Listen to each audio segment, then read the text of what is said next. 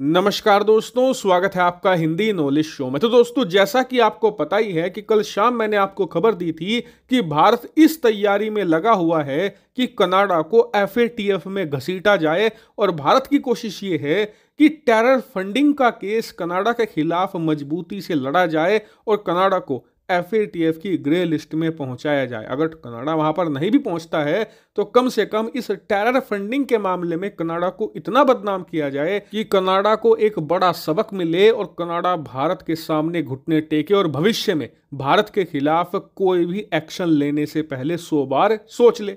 और इसको लेकर भारत मजबूती से लगा हुआ था। लेकिन मैंने देखा कि कल शाम उसी खबर के नीचे बहुत से लोगों ने ये कमेंट करना शुरू कर दिया कि भारत कनाडा को क्या घसीटेगा एफएटीएफ में और क्या ग्रे लिस्ट में डलवाएगा। पहले भारत खुद को तो एफएटीएफ से बचा ले। और इसी प्रकार से भारत का मजाक उड़ाना शुरू कर दिया गया। लेकिन असलियत क्या थी? असलियत थी अधूरा ज्ञान, जो सबसे ज्यादा घातक होता है। और यहां मैं आज इस वीडियो में उसे पूरा कर दूंगा। दरअसल जिसकी तरफ इशारा किया गया था और भारत पर जो तंज कसे जा रहे थे, उसका आधार थी एक खबर। स्क्रीन पर आप अपनी खबर देखिए।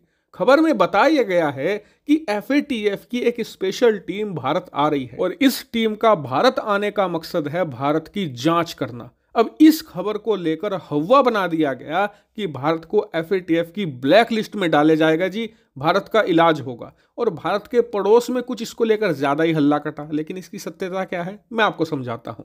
दरअसल हुआ यह है कि एफएटीएफ ने पिछले कुछ सालों में ऐसे कठोर कानून बनाए हैं जिससे कि मनी लॉन्ड्रिंग रोकी जा सके, यानी कि काले धन पर लगाम लगाई जा सके। स्पेशली जो काला धन आतंकी गुटों तक पहुंचता है उस पर सख्ती से पाबंदी हो।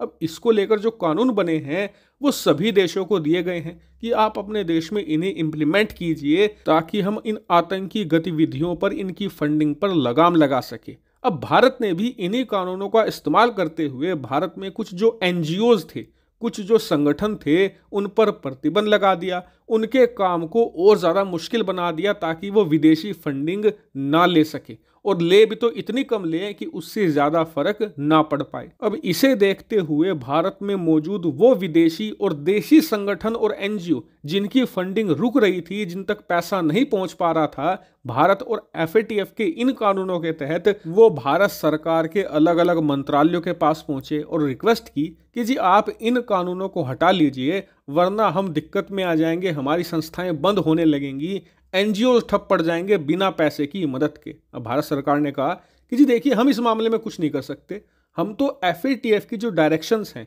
जो उनके कानून हैं, उन्हें फॉलो कर रहे हैं। और देखिए, भारत को फॉलो करने भी चाहिए। इसका कारण यह है कि भारत एक लंबे समय से एफएटीएफ का मेंबर रहा है और अब भी मौजूद है, और भारत का वजन है एफएटीएफ में। अब आप खुद सोचिए कि एक मेंबर जो दूसरे देशों को यह कहता है कि कानून फॉलो कीजिए, वो अगर खुद एफएटीएफ के कानून नहीं मानेगा तो फिर उसकी बात कौन सुनेगा।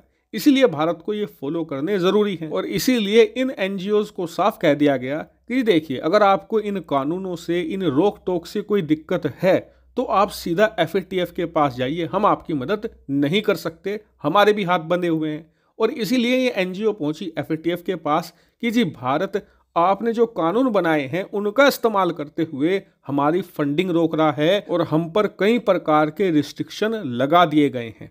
अब इस बात को लेकर एफएटीएफ ने भी इस रिक्वेस्ट को देखा और काफी महीनों की सोच विचार के बाद अपनी टीम अब वो भारत भेजने वाले हैं। कुछ ही दिनों में भारत में वो टीम आएगी और भारत में मौजूद वो सभी एनजीओज जो भारतीय कानूनों की वजह से प्रभावित हुई हैं उनसे बात करेगी, उनकी समस्याओं को सुनेगी। उसके बाद ये भारतीय सरकार के पास जाएंगे, उन समस्याओं को लेकर डिस्कशन करेंगे और उसके बाद एक सोल्यूशन निकालने की कोशिश करेंगे। इससे भारत ग्रे लिस्ट में जाएगा, ब्लैक लिस्ट में जाएगा, ये सब बेतुकी बात है। ये तो दूर की कौड़ी है, कभी नहीं होने वाला।